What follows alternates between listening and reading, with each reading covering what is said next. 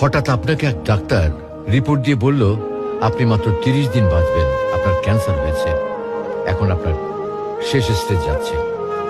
এটা শুধু আপনি জানেন, আপনার পরিবার কিংবা বন্ধু বান্ধবরা কেউ জানে না। এখন এই রিপোর্ট পাওয়ার পরে আপনি বাসায় গেলেন। প্রতিদিনের মতো আজকেও আপনার বাবা আপনাকে বকাঝকা শুরু করলো, তোকে দিয়ে কিচ্ছু হবে না, সারাদিন কোথায় থাকিস তুই, অকাজের ছেলে, ইত্যাদি ইত্যাদি। এই মধ্যবিত্তের বাবার যেমন হয় আর কি। তখন কি প্রতিদিনের মতো আজও আপনি তর্ক করা শুরু করবেন, নাকি প্রাণ ভরে বাবার বকাগুলো শেষবারের মতো আরেকবার শুনে নেবেন? হঠাৎ আপনার মা এসে আপনাকে বলল, নে বাবা ভাতটা খেয়ে নে। আপনার মনে হবে এই বুঝি আপনার মায়ের শেষ হাতের খাওয়া, আপনি আর বাঁচবেন না। আপনি পরম তৃপ্তি নিয়ে খাবেন এবং আপনার কাছে মনে হবে এটা আপনার শ্রেষ্ঠ খাবার, যদিও ডাল ভাত হোক না কেন। আপনি বের হলেন, পুরনো এক বন্ধুর সাথে দেখা, আপনি যাকে মোটেও সহ্য করতে পারেন না, সব সময় তার সাথে কথা কাটাকাটি হয়, আজকেও সে আপনাকে কিছু কথা শুনিয়েও দিল।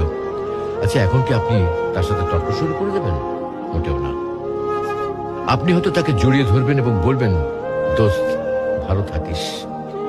আচ্ছা জানেন, আমরা এখন মৃত্যুর কথা ভাবতেই চাই না, এ থেকে আমরা পালিয়ে বেড়াতে চাই। কিন্তু যদি আপনি ভাবেন যে আজই আপনার শেষ দিন, তাহলে দেখবেন সবকিছুই আপনার কাছে ভালো লাগছে। তাই ইগো ছেড়ে দিন, ইনশাল্লাহ আপনার মন ভালো হয়ে যাবে।